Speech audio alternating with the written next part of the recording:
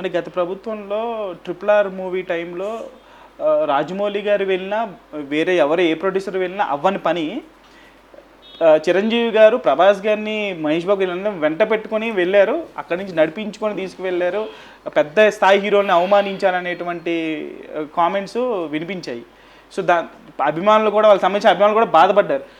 అంటే కూటమి తాలూకు ఇప్పుడు ప్రస్తుతం సీఎం ఎవరైతే ఉన్నారో సీఎం గారిని ఇప్పుడు గబుక్కున రేపు చిరంజీవి గారు కలవడానికి వెళ్తే ఏ రకమైనటువంటి ట్రీట్మెంట్ ఉంటుందంటే సంస్కారం, ప్రతి సంస్కారం చంద్రబాబు నాయుడు గారికి తెలుసు, విలువలు చంద్రబాబు నాయుడు గారికి తెలుసు, వాల్యూస్ చంద్రబాబు నాయుడు గారికి తెలుసు, లోకేష్ గారికి తెలుసు. ఆ విలువలతో ఉన్న కుటుంబమే ఆ నారావారి కుటుంబం. అంతే తప్ప ఇలాగా అంత నమస్కారం కూడా సంస్కారం లేకుండా నమస్కారం పెట్టలేని వ్యక్తులు కాదు.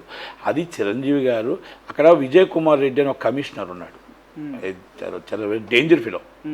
అంటే ఆయన ఏం చేశాడంటే వాళ్ళ కాలు దగ్గరికి రప్పించాలి ఒక యజ్ఞం. అది జగన్మోహన్ రెడ్డి గారి ఫ్యామిలీ వాళ్ళందరినీ నడిపించుకు రావాలని ఒక యజ్ఞం. ఆ యజ్ఞాన్ని అది కూడా వీడియో గేమ్ ప్లే చేశారు. It's game. IPR commissioner of Vijay Kumar Reddy is Dharmareddy is colleague, EO Dharmareddy is colleague. వాళ్ళని డిప్యుటేషన్ మీద తీసుకొచ్చారు, ఐఆర్ఎస్ ఆఫీసర్. ఆయన జగన్మోహన్ రెడ్డి గారికి మొత్తం అన్ని విధాలా బాగా దగ్గర. వీళ్ళందరినీ తీసుకొచ్చి అక్కడ అవమానపరిచింది ఆయన.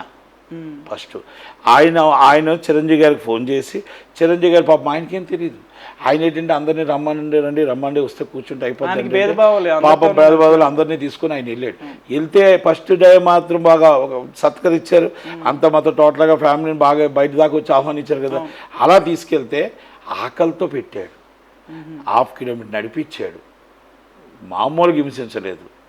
అంత పెద్ద హీరోల్ని, అంత బిగ్ స్టార్స్ని. ఓకే, ఇవన్నీ ఆలీ గారు కూడా చూశారు. పోసాని కృష్ణమూర్తి చూసి సరదా పడ్డాడు, ఆలీ సరదా పడ్డాడు. మొత్తం టోటల్గా వీళ్ళందరినీ అబ్బా మేము చేయలేని పని ఈయన చేశారు, మా జగన్మోహన్ రెడ్డి చేశాడు అని చెప్పి చాలా సంతోషపడ్డాడు ఆలీ. ఇప్పుడు వాళ్ళు ఎవరు కూడా బయటకు వచ్చి మాట్లాడడానికి ధైర్యం కూడా ఎందుకు మాట్లాడతారు, ధైర్యమే. మళ్ళీ వెంటనే పార్టీ మార్చేస్తారు, జెండా తీసి జెండా మార్చడమే కదా. మా సినిమా ఫీల్డ్లో మీకు తెలియదు, వీళ్ళందరూ జెండాలు తీసి జెండా మార్చడంలే.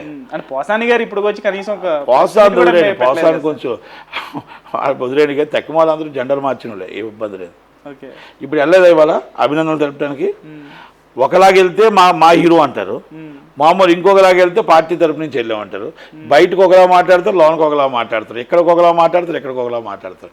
దాంట్లో కొంతమంది ఉన్నారు, అది వాళ్ళని పెట్టుబడిదారులు అంటారు, అంతే. సో ఫైనల్గా కల్కి అయితే కల్కి ఈజ్ ద బిగ్గెస్ట్ హిట్ అండి. కల్కికి దీనికి ఈ మీటింగ్లకి సంబంధం లేదు. అభినందన తెలపడం కోసం పవన్ కళ్యాణ్ గారి దగ్గరికి వెళ్ళారు.